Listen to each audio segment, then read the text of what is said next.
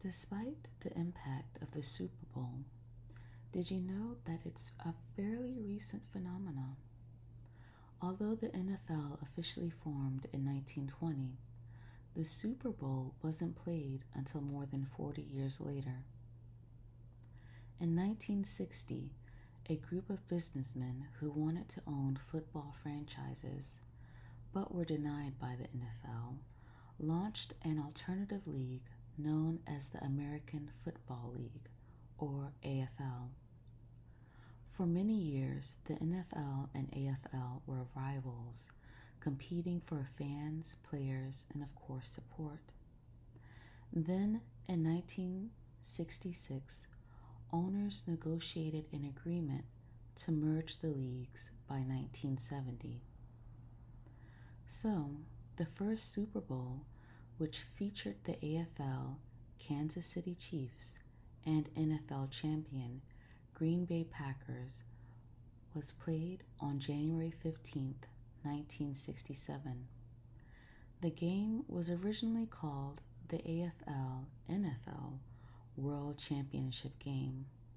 However, later, Chiefs owner Lamar Hunt proposed using the term Super Bowl to refer to the championship game.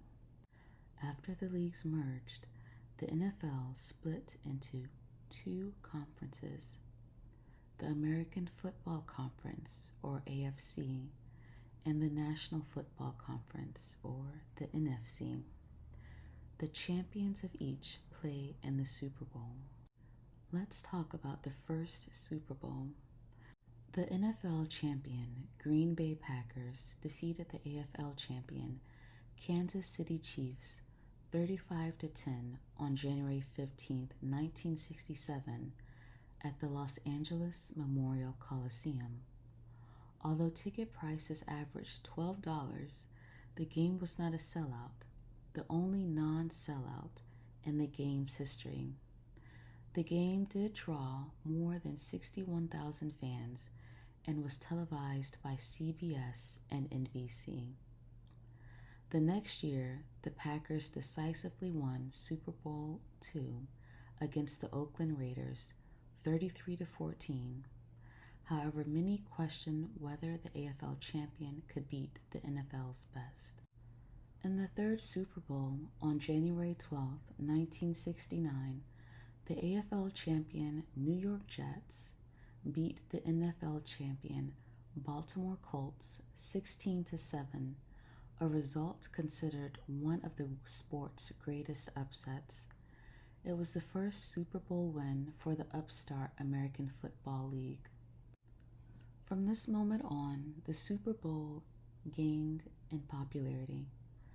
During the 1970s, three teams, the Pittsburgh Steelers, Miami Dolphins, and Dallas Cowboys, dominated the NFL, winning a combined 8 Super Bowls in 10 years.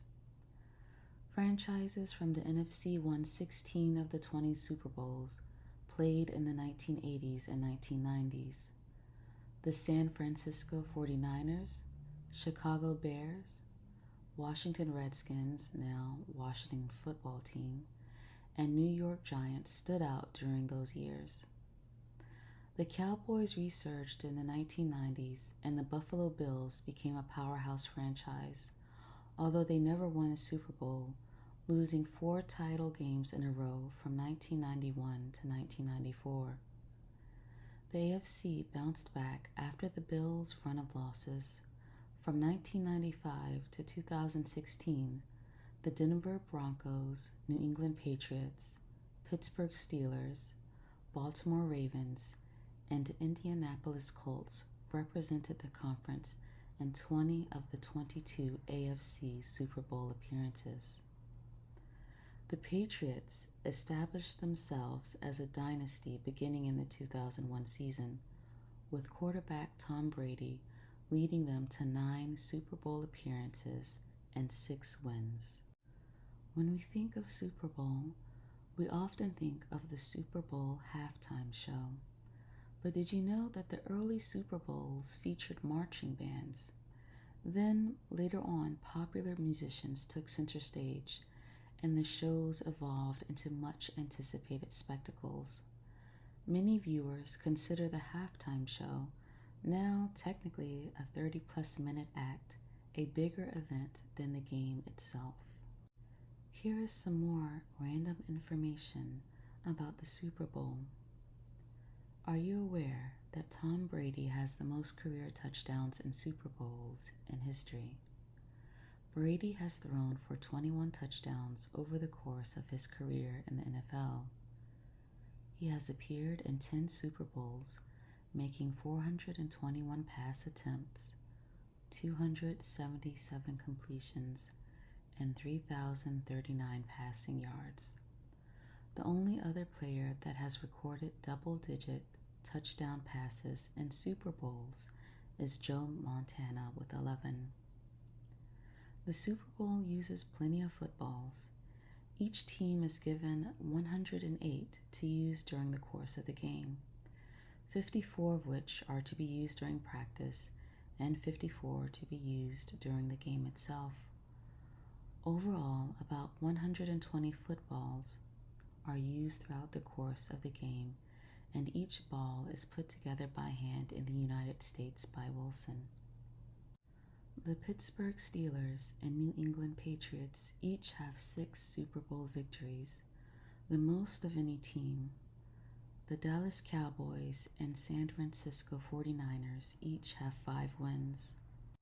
With 5 defeats each, the Denver Broncos and New England Patriots are tied for the most Super Bowl losses.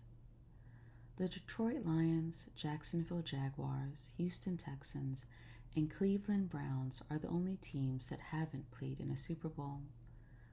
The Patriots have made the most Super Bowl appearances of any team. Tampa Bay is the only team to win a Super Bowl in its home venue. Super Bowl Sunday is the second largest day for food consumption in the U.S., with only Thanksgiving ahead of it. Even though the Super Bowl is a common phrase, the NFL restricts the use of the phrase Super Bowl for advertising purposes. Companies come up with creative alternatives, such as referring to it as the big game. The commercials during the Super Bowl have become almost as popular as the game itself over the years. It has become so popular to advertise during the Super Bowl that it costs around $6.5 million to run a 30-second commercial during the game. Back in 1967, during the first Super Bowl, it cost about $40,000. Also, halftime performers at the Super Bowl do not get paid for their performance. While there have been plenty of reports of artists getting paid to perform, the NFL does not pay them any sort of appearance fee to perform. They do, however, cover the costs for the performance production and personnel staffing. Since the Super Bowl has such high viewership numbers, the publicity alone from performing during halftime can be extremely beneficial to the artist performing. This makes sense since the Super Bowl is one of the most watched programs on TV. The Super Bowl holds 9 out of the top 10 most watched American television programs of all time. More than 100 million people watch the game each year, and it is the second most watched sporting event in the world.